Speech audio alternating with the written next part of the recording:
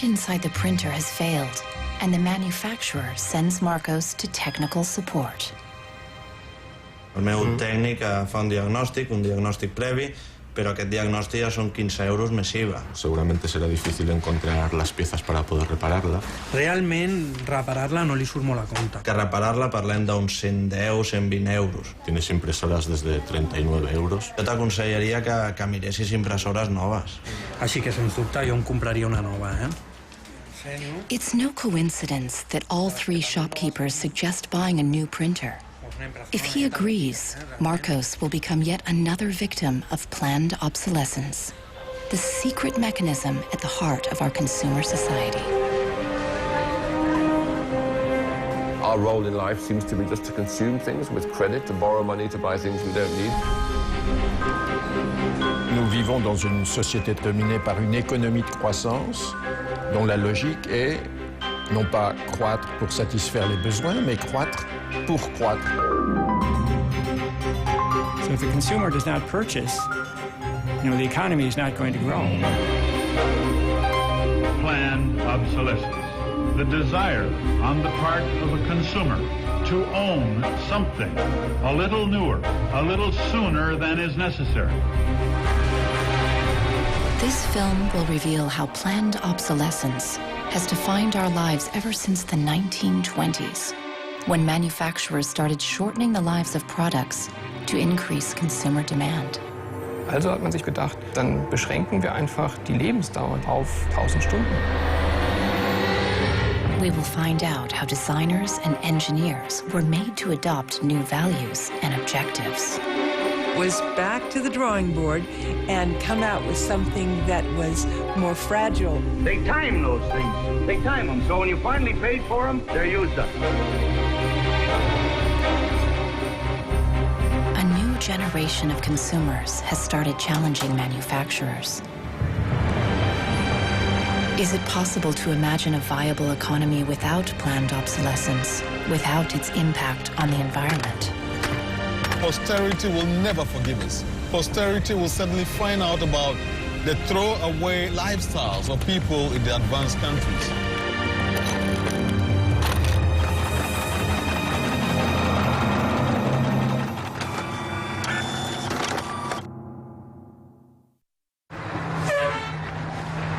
Welcome to Livermore, California, home of the longest burning light bulb in the world. My name's Lynn Owens, and I am chairman of the Light Bulb Committee. It was in 1972 when we discovered that the light bulb that was hanging in the fire station was a significant light bulb.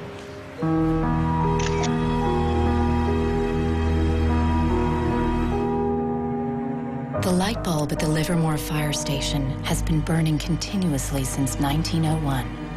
Ironically, the bulb has already outlasted 2 webcams.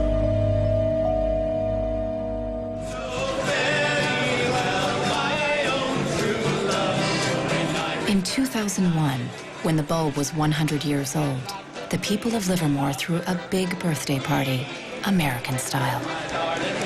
I think we were hoping if we would get 200 people, we'd be happy, and we ended up with 800 or 900 people showing up. One nation, under God, indivisible, with liberty and justice. Do you think that anybody would sing happy birthday to a light bulb? Well, we didn't think they would, but they did. Happy birthday, dear light bulb. Happy birthday to you. The origin of the bulb was, it was produced in a town called Shelby, Ohio, back around 1895, and put together by some very interesting ladies that I have some pictures of, and some gentlemen that invested in the company. The filament was invented by Adolphe Chaillet. He invented his filament to last.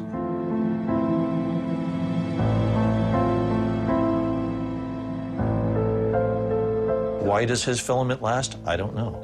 It's a secret that he made and that died with him. Chaillet's formula for a long-lasting filament is not the only mystery in the history of the light bulb. A much bigger secret is how the humble light bulb became the first victim of planned obsolescence. Weihnachten 1924 war ein ganz besonderer Tag. In einem Hinterzimmer in Genf trafen sich einige Herren in Nadelstreifenanzügen, um einem geheimen Plan nachzugehen.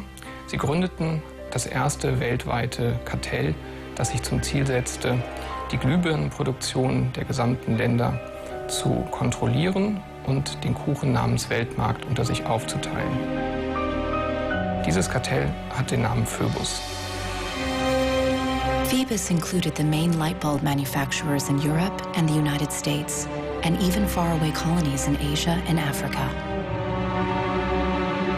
Das Ziel ist gewesen, Patente auszutauschen, die Produktion zu kontrollieren und vor allem aber den Verbraucher zu kontrollieren. Es ist umso besser für diese Firmen, wenn der Verbraucher regelmäßig Glühlampen kauft. Und wenn die Glühlampen lange brennen, ist das ein ökonomischer Nachteil. Initially, manufacturers strived for a long lifespan for their bulbs. On October 21st, 1871, numerous experiments resulted in the production of a small unique lamp of comparatively enormous resistance. The filament being under conditions of great stability after the... Thomas Edison's first commercial bulb, on sale by 1881, lasted 1,500 hours. By 1924, when the Phoebus cartel was founded, manufacturers proudly advertised lifespans of up to 2,500 hours and stressed the longevity of their bulbs. Also hat man sich bei Phöbus gedacht, dann beschränken wir einfach die Lebensdauer dieser einzelnen Glühbirnen auf 1000 Stunden.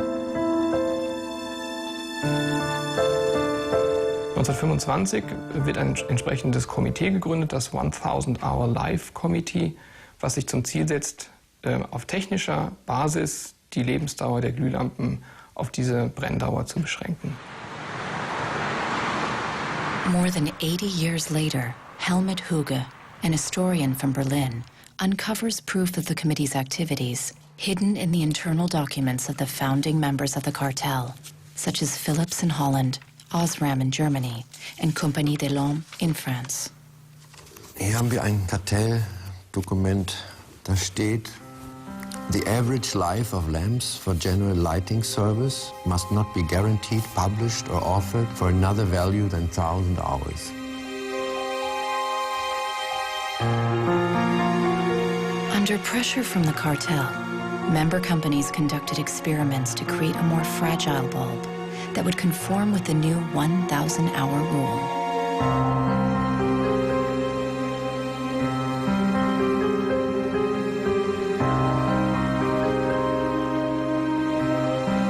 Bulb production was monitored rigorously to make sure cartel members complied. Eine Maßnahme bestand beispielsweise darin, einen Prüfstand zu errichten, in dem viele kleine Sockel zu finden sind, in die dann wiederum einzelne Exemplare aus verschiedenen Produktionsreihen eingeschraubt wurden. Und Firmen wie Osram haben dann genauestens protokolliert, wie lange diese Lampen brannten. Phoebus enforced its rules through an elaborate bureaucracy. Members were fined heavily if their monthly life reports were off the mark.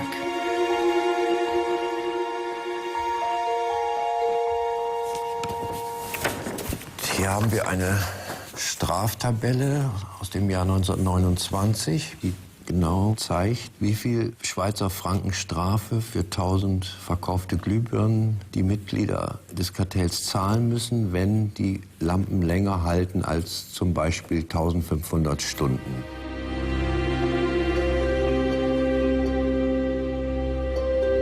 As planned obsolescence took effect, lifespans fell steadily. In just 2 years, they dropped from 2,500 hours to less than 1,500 hours. By the 1940s, the cartel had reached its goal. 1,000 hours had become the standard lifespan for bulbs. I can see how this was very tempting in 1932. I think at the time, sustainability was actually substantially less of an issue because I don't think they looked at the planet as being one with finite amount of resources. They looked at it as from an abundance perspective. Ironically, the light bulb has always been a symbol for ideas and innovation, and yet it's one of the early and best examples of planned obsolescence. In the following decades, inventors filed dozens of patents for new light bulbs, including one lasting 100,000 hours. None of them reached the general market. Offiziell hat es ja Phoebus eigentlich nie gegeben, wenn auch diese Spuren der Öffentlichkeit nie ganz verborgen gewesen sind. Die Strategie dahinter ist, sich in bestimmten Zeitabständen immer wieder umzubenennen. Dann heißt es mal internationales Elektrizitätskartell, dann mal wieder irgendein anderer Name. Entscheidend ist, dass diese Idee als Institution natürlich weiter besteht.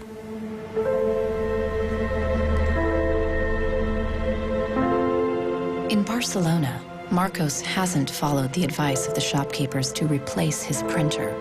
He's determined to repair it and has found somebody on the internet who has discovered what has actually happened to his printer.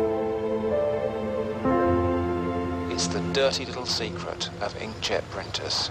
I tried to print a document and it said parts inside your printer require replacement, so I decided to do a little servicing of my own. Hello, Marcos. I got your message. Marcos has contacted the author of the video. How are you? I looked into it, and it turns out that there's a thing in the bottom of the printer called a waste ink reservoir. And the way inkjet printers work is they constantly have to clean the print heads, and they do that by squirting ink through them down a hole in the bottom of the printer into this great big sponge. There's just a preset time when it's squirted a certain number of drops down there that then the printer decides it's full of ink and won't function anymore. Mm-hmm. The justification is they don't want us to put ink all over your desk. But I think the problem goes deeper than that. It's the way the technology works. It's just designed to fail.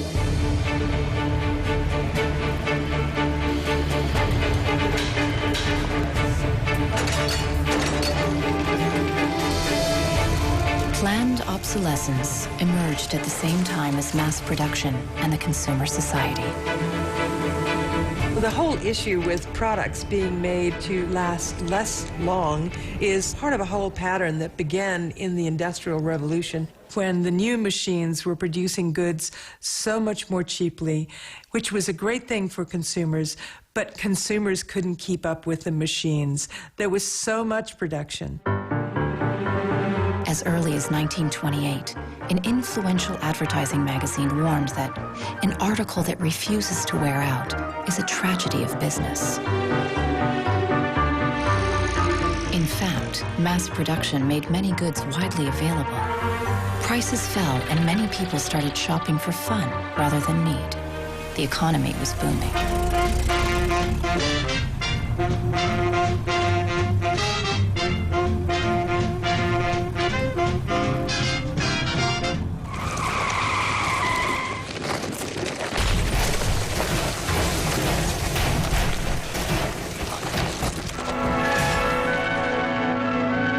In 1929, the emerging consumer society came to a full stop when the Wall Street crash sent the U.S. into a deep economic recession.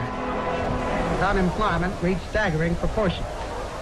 By 1933, 1/4 of our labor force was unemployed. People no longer queued for goods, but for work and for food. From New York came a radical proposal on how to kickstart the economy again. Bernard London, a prominent real estate broker, suggested ending the Depression by making planned obsolescence compulsory by law. It was the first time the concept was put into writing. Under Bernard London's proposal, all products would be given a lease of life with a set expiry date, after which they would be considered legally dead. Consumers would turn them over to a government agency where they would be destroyed. He was trying to achieve a balance between capital and labor where there would always be a market for new goods.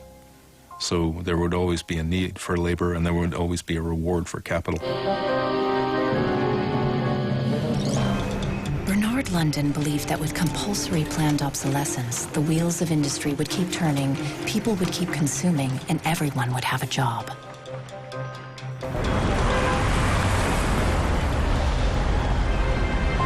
Giles Slade has come to New York to investigate the person behind the idea.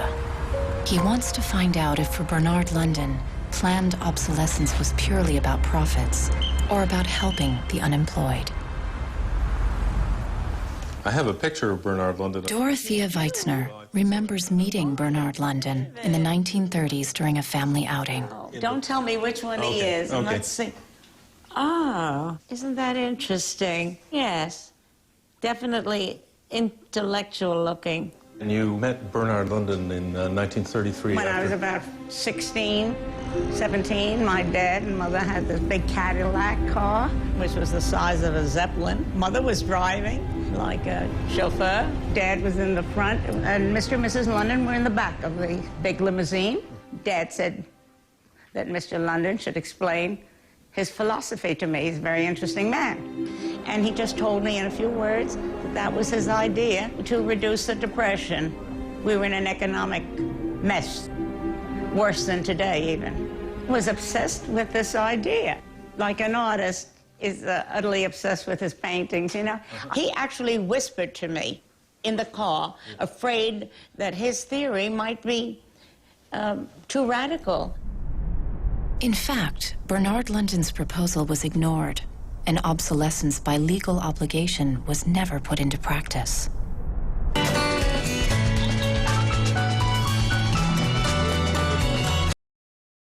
Planned obsolescence is at the root of the substantial economic growth that the Western world has experienced since the 1950s.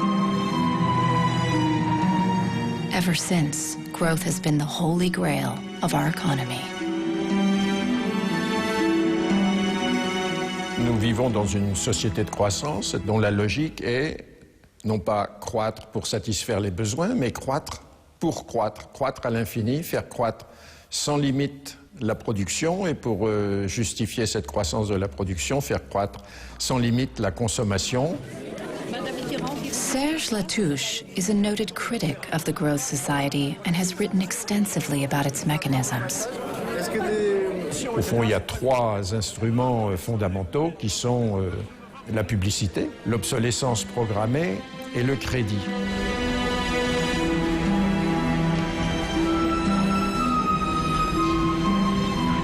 In the last generation or so, our role in life seems to be just to consume things with credit, to borrow money to buy things we don't need. That makes no real sense to me at all.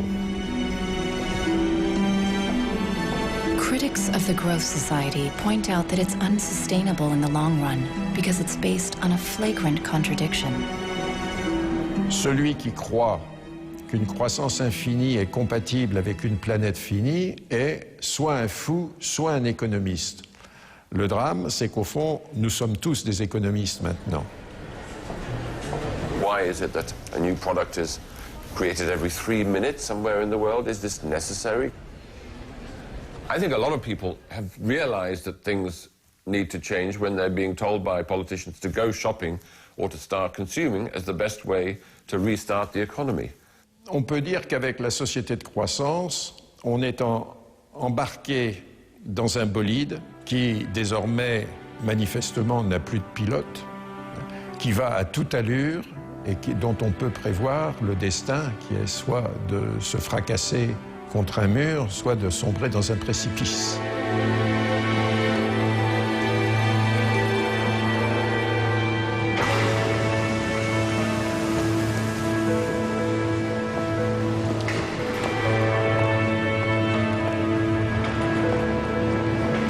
Looking at the service manuals of different printers, Marcos realizes that the lifespan of many printers is set by the engineers right from the start.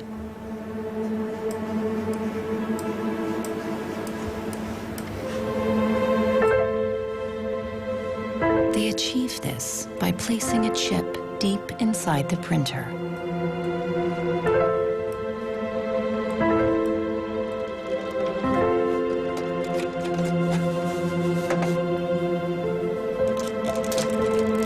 Il y a droit de chip que és una EEPROM, que és un xip on es guarda una compta d'impressions.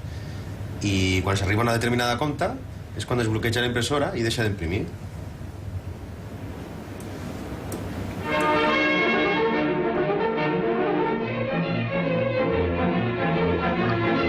How do engineers feel about designing products to fail?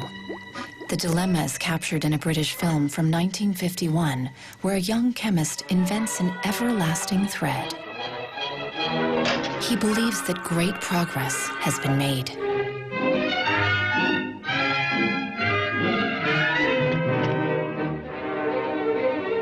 There he is! But not everyone is happy with his discovery, and soon he finds himself on the run, not only from the factory owners, but also from the workers, all fearing for their jobs. Well, that's really interesting, and it reminds me of something that actually happened in the textile industry.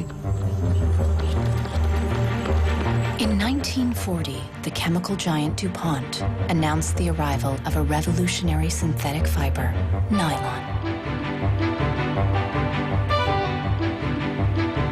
Girls celebrated the new long-lasting stockings, but the joy was short-lived. My father worked for DuPont before and after the war in the nylon division, and he told me a story about how when nylon first came out and they were trying it out for use in stockings, the men in his division were asked to take these stockings home for their wives and girlfriends to try out. My father brought them home to my mother, and she was delighted with the first products because they were so sturdy. The DuPont chemists had every reason to be proud of their achievement, as even men touted the strength of nylon stockings. The problem was they lasted too long. The women were very happy with the fact that they didn't get runners in them. Unfortunately, this meant that the companies producing the stockings were not going to sell very many. DuPont gave new instructions to Nichols Fox's father and his colleagues. For the men in his division, it was back to the drawing board to try to make the fibers weaker and come out with something that was more fragile and would run so that the stockings wouldn't last as long. The same chemists who'd applied their skills to make durable nylons went with the spirit of the times and made them more fragile. The everlasting thread disappeared from the factory floor, just like in the cinema. We need control of this discovery. Complete control. If you want twice the amount in that contract, we will pay it. $250,000. To suppress it. Yes. How did the chemists at DuPont feel about deliberately reducing the life of a product? Must have been frustrating for the engineers to have to use their skills to make an inferior product after they'd tried so hard to make a good product. But in a way, I suppose that's the outsider's view. Probably they just had a job to do. Make it strong, make it weak. That was their job. Engineers were in a really complicated ethical time. This confrontation with planned obsolescence provoked them to examine their most basic ethical concepts. There was an old school of engineers who believed that they should make a permanent, usable product that would never break. And there was a new school of engineers that were driven by the market who were clearly interested in making the most disposable product that they could. And this debate resolved itself by these new school of engineers taking over. Planned obsolescence did not only affect engineers. The frustration of ordinary consumers is echoed in Arthur Miller's classic play, Death of a Salesman. Just like Willie Lomax, all consumers could do was complain powerlessly. Once in my life, I'd like to own something outright before it's broken. I'm always in a race with the junkyard. Just finished paying for the car, and it's on its last legs. The refrigerator consumes belts like a crazy maniac. They time those things. They time them, so when you finally paid for them, they're used up.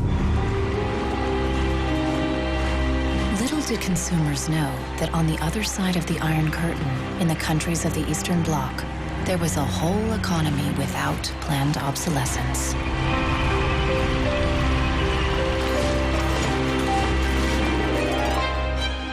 The communist economy was not ruled by the free market, but centrally planned by the state. It was inefficient and plagued by a chronic shortage of resources. In such a system, planned obsolescence did not make any sense. In former East Germany, the most efficient communist economy, official regulations stipulated that fridges and washing machines should work for 25 years. Hier, dieser DDR-Kühlschrank, den habe ich 1985 gekauft. Der ist also mindestens 24 Jahre alt. Und die Glühbirne ist ebenso alt, habe ich noch nie ausgewechselt. Die ist also auch schon fast 25 Jahre alt. In 1981, a lighting factory in East Berlin launched a long-life bulb. They took it to an international lighting fair, looking for buyers from the West. Als die ostdeutschen Glühlampenhersteller 1981 diese Langlebensdauerglühlampen auf der Hannoveraner Messe präsentierten, meinten ihre Westkollegen, ihr wollt euch wohl alle arbeitslos machen. Woraufhin die NAVA-Leute, Ingenieure, antworteten, nein, im Gegenteil, indem wir Ressourcen schonen und den Wolfram nicht verpulvern, behalten wir gerade unsere Arbeitsplätze. The Western buyers rejected the bulb. In 1989, the Berlin Wall came down. The factory was closed, and the East German long-life bulb went out of production. Now, it can only be found in exhibitions and museums.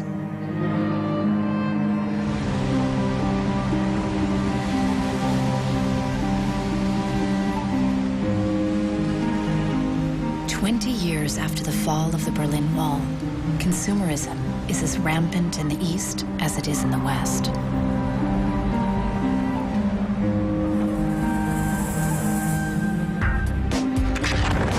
But there is one difference. In the age of the internet, consumers are ready to fight against planned obsolescence. The first movie we made that really broke through was a movie about the iPod. And I was completely broke, and I'd gotten this iPod. It was like $500, $400. And about 8 months later, 12 months later maybe, the battery died in it. And I called Apple to ask them to replace the battery. And their policy at the time was to tell their customers to buy a new iPod. You might as well go get a new one. Apple doesn't offer? No. Apple doesn't offer a new battery for the iPod? No. It wasn't that the battery died that was annoying, because in my Nokia cell phone, the battery dies, you buy a new battery. Even in my Apple laptop, when the battery would die, you replace the battery. But in the iPod, this expensive piece of hardware, when the battery died, you had to replace the entire unit. So it was my brother's idea to make a movie about computers, end-of-life television sets, which nobody wants in the developed countries. Shipping electronic waste to third-world countries is forbidden by international law. But the merchants use a simple trick. They declare the waste as second-hand goods.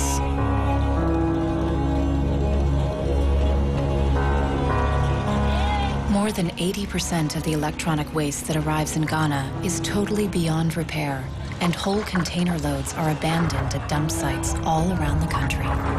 We are at the dump site here in Agbogloshi. In the past, we had this beautiful river called Odo River, that meandered its way through this area. It was teeming in the past. It had so much fish. So we actually attended a school not very far away from here. So we'd come play football and hang around the river. The fishermen would organize boat rides, I remember very well. But now it's all finished, it's all gone. And that makes me really, really sad.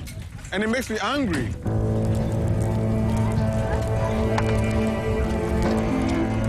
These days, there are no school kids playing here after class. Instead, youngsters from poor families come here looking for scrap metal. They burn the plastic-covered cables from the discarded computers to salvage the metal inside.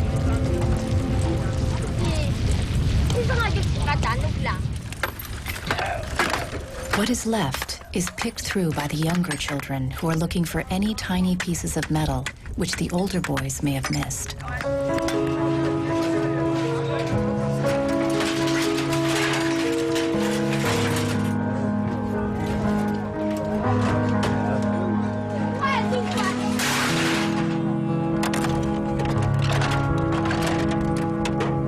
Behind the shipments have said that, well, we're trying to bridge the digital divide between Europe, America, and then the rest of Africa and Ghana, of course. But the reality is that these computers that are sent here simply do not work. There's no point in receiving electronic waste when you cannot deal with it, more so when you did not produce it and your country is being used as the world's trash bin.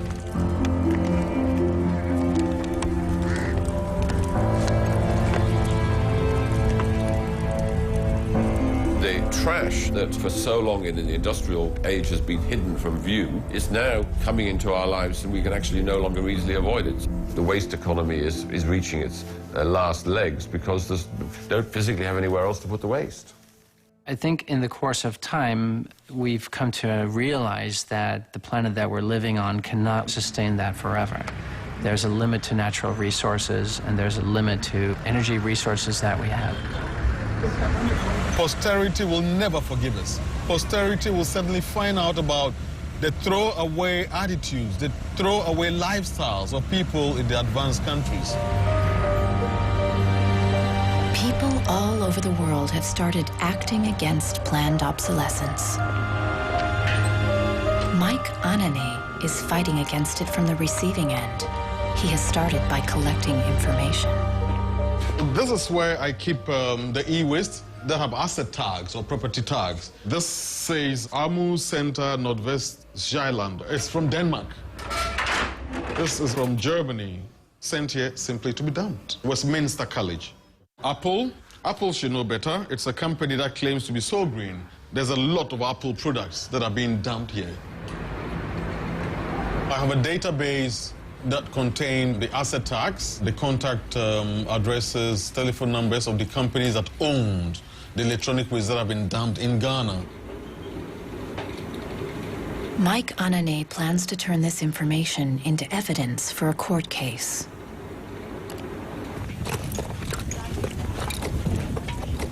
We need to take some action, some punitive measure. We need to sue people so they stop dumping e-waste in Ghana.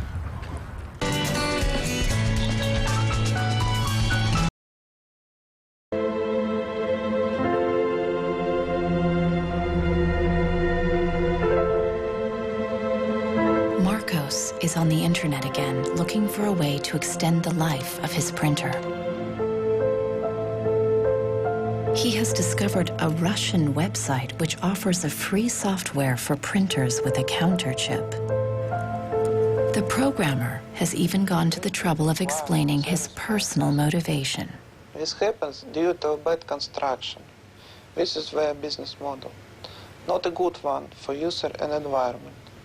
So I looked and found a way to make user-friendly software to allow active users reset an input counter.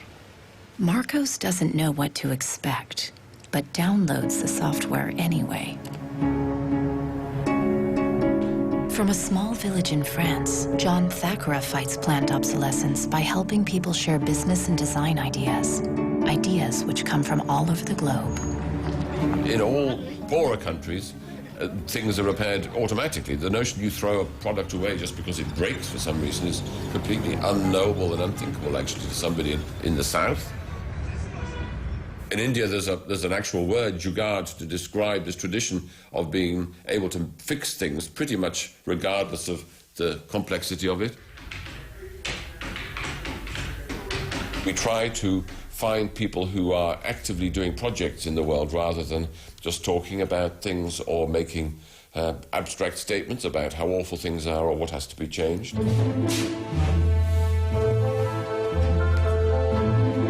One of these people is Warner Phillips, descendant of the dynasty of light bulb manufacturers.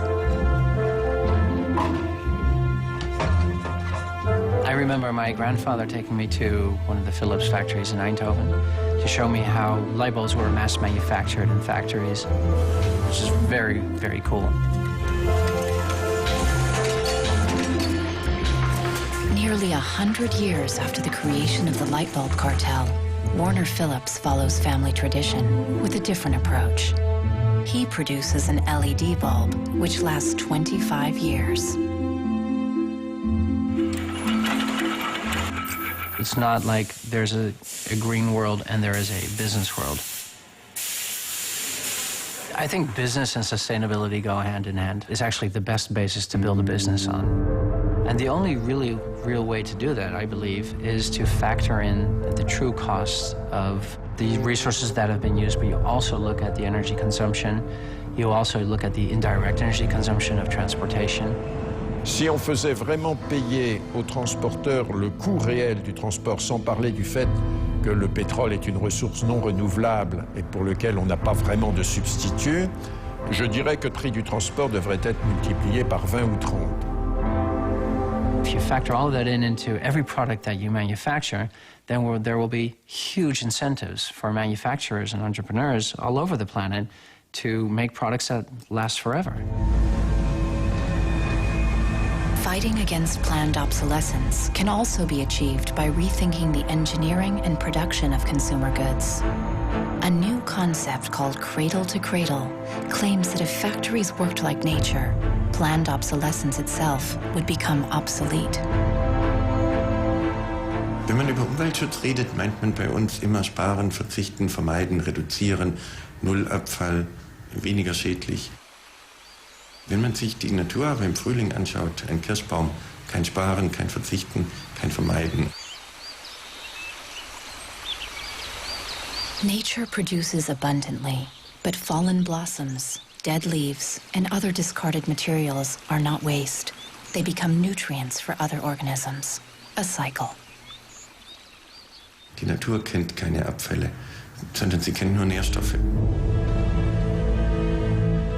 Braungart believes that industry can imitate this virtuous cycle of nature. He proved that this is possible when he redesigned the production process of a Swiss textile company. Wenn man zum Beispiel einen Stoff hat dazu, ein Sofa damit bezieht oder ein Stuhl, dann sind die Zuschnitte, was man abschneidet, so giftig, dass es als Sondermüll entsorgt werden muss. Braungart found that hundreds of highly toxic dyes and chemicals were routinely used at the factory. For the production of the new fabrics, Braungart and his team reduced the list to 36 substances, all biodegradable. Wir suchen jetzt alle Zutaten raus, dass man sie auch essen könnte. Das heißt, Sie können die klein schneiden und in Müsli packen, wenn Sie wollen. Wenn man eine Müllgesellschaft hat, ist jedes kurzlebige Produkt natürlich ein Müllproblem. Wenn es aber eine Gesellschaft ist, die Nährstoffe macht, ist jedes kurzlebige Produkt wieder eine Chance, etwas Neues zu machen. For the more radical critics of planned obsolescence, reforming production is not enough. They want us to rethink our entire economic system and our values. C'est une vraie révolution. C'est d'abord une révolution culturelle, parce que c'est un changement de paradigme, c'est un changement de mentalité. This revolution is called degrowth. Serge Latouche travels from conference to conference explaining how to get out of the growth society altogether. La décroissance, c'est un slogan provocateur qui a pour fonction de rompre avec le discours un peu euphorisant de la croissance possible, infinie, soutenable, et donc pour marquer la nécessité de changer de logique. L'essentiel du programme, en quelque sorte, de la décroissance tient en un mot, réduire. Réduire notre empreinte écologique, réduire nos gaspillages, notre surproduction, notre surconsommation. Réduisant la consommation, en réduisant la production, mais en libérant du temps libre, on peut développer d'autres formes de richesse qui ont l'avantage de ne pas s'épuiser quand on les consomme, comme l'amitié, le savoir. We increasingly rely on objects to give us a sense of self-esteem and identity.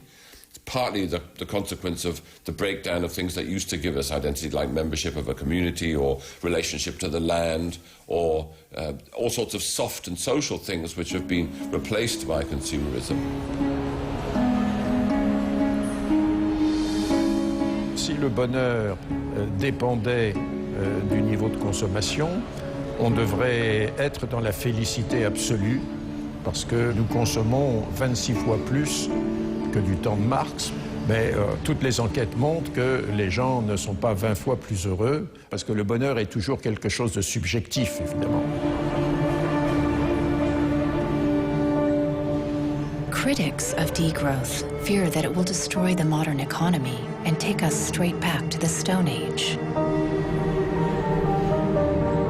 Revenir à une société soutenable, c'est-à-dire une société dont l'empreinte écologique ne dépasse pas une planète, eh bien, ça n'est pas revenir à l'âge de pierre, c'est revenir, toutes choses égales d'ailleurs, pour un pays comme la France, aux années 60.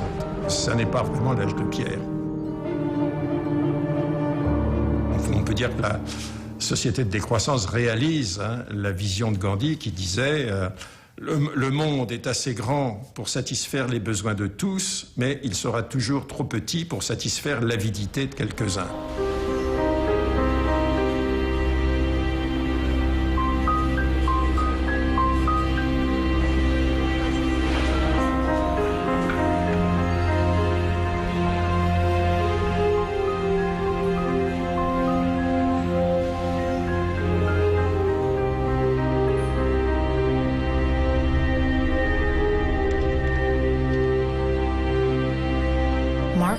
Is installing the Russian freeware on his computer.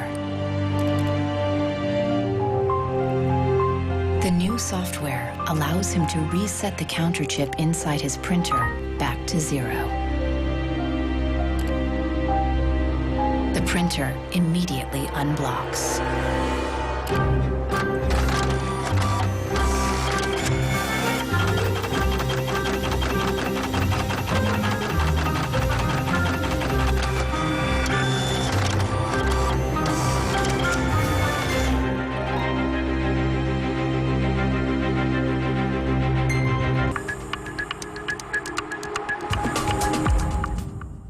Κάθε ώρα είναι ώρα